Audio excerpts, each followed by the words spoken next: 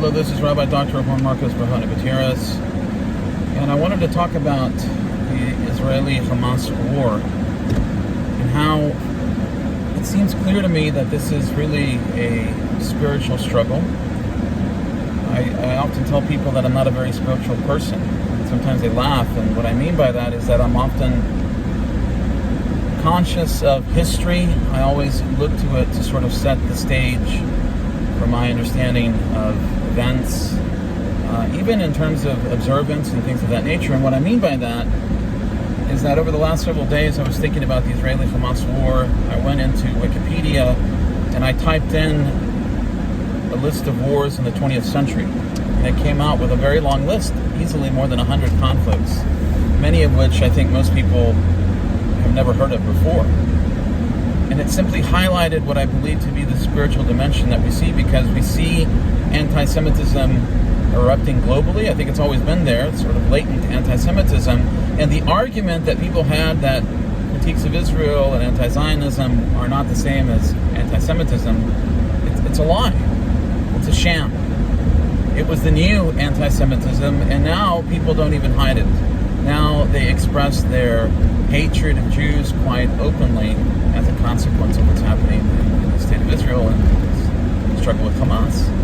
And why I say that is because if you think about all of the conflicts that have been fought in the 20th century, not even including the ones that are ongoing right now in the 21st century, you realize that most countries don't react the same way, even when the conflicts generate more civilian casualties, and where the two parties, the rightness of one party is sort of nebulous or convoluted or unclear.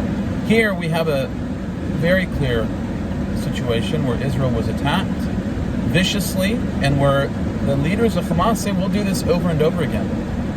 Hamas was voted in 2006 by its populace, and it's an environment in Gaza, and I think you can find many elements of it in the West Bank as well, where people inculcate hate into their children.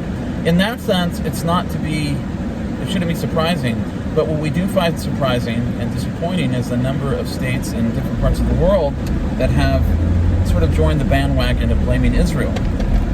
So Jews die, and yet Jews are the ones to blame.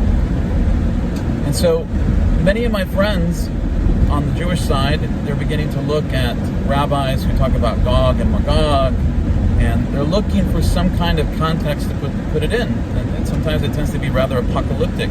Of Christian friends that do the same, they might use other sources to do it, but they're sort of almost on the same page.